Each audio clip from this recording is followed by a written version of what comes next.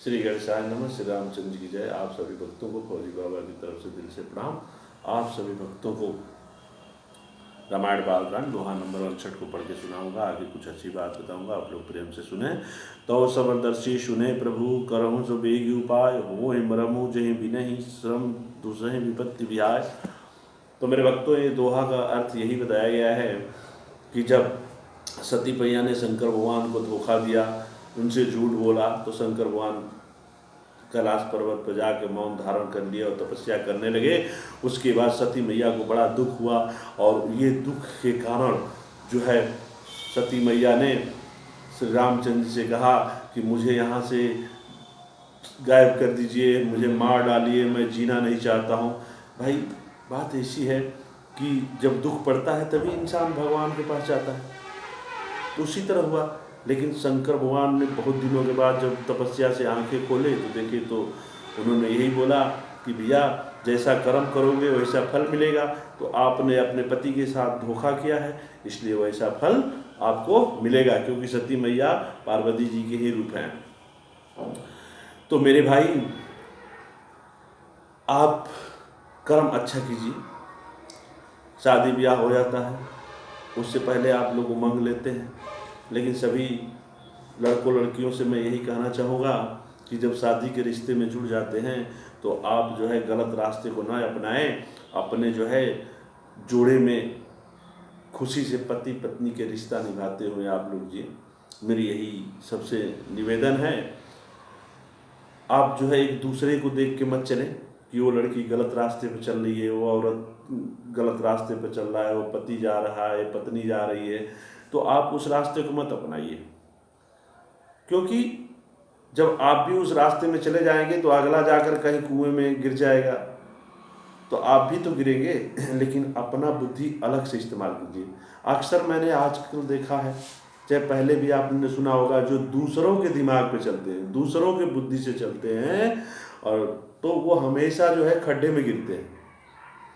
सुनिए जरूर, लेकिन उसमें अच्छी चीज़ें रख लीजिए, बुरी चीज़ों को हटा दीजिए। लेकिन आजकल होता क्या है, बुरी चीज़ें जल्दी जो है माइंड के अंदर घुस जाता है और अच्छी चीज़ें नहीं घुसती है। आप यहाँ पे अच्छी अच्छी बात बताने लगिए तो वहाँ पे उन लोगों को मन नहीं लगेगा। ये ऐसा क्यों हुआ? क्योंकि हम जो अपने दिमाग है इसमें जो है बुरी से बुरी बातें भरते गए। तो हम अपने घर में भी बुरी बात करते हैं, लड़के भी बुरी चीज़ें सुनते हैं। तो जब बचपन से ही बच्चे बुरी बुरी बातें सुनने तो उनके दिमाग में बुरा भरा रहता है। क्या है, दिमाग एक मेमोरी है। तो हम मोबाइल की मेमोरी में अगर जो है बुरी बुरी बातें भरेंगे तो जैसा उसमें रखेंगे वैसा ही तो उसमें से गाएगा, चाहे वैसा ही चलेगा। तो इंसान जो है अपनी मेमोरी में जैसे जैसे चीज़ें भरता रहेगा वैसा होता रहेगा। और एक दिन क्या हो जाता है, गलत चीज़ें इतना भर जाती है। गलत तो गलत है भाई, आप सब लोग समझते हैं कि उस गलत का परिणाम मिलना शुरू हो जाता है। और परिणाम देता कौन है? हमारे ऊपर भगवान बैठे हैं, वो सब कुछ देख रहे हैं। किसी का सामान मैंने चुरा लिया, उसने नहीं देखा, लेके चले गए घर, लेकिन भगवान का कैमरा तो इतना बड़ा है, वो तो सब कुछ देख रहे हैं। वो उससे तो कोई बच नहीं सकता है।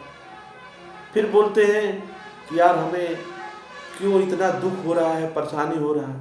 पहले भगवान भी पढ़ाते हैं, बोला ठीक है भाई, गलत कर रहे हो, करते रहो करते रहो करते रहो, रुकने का अपने नाम नहीं लेते हैं।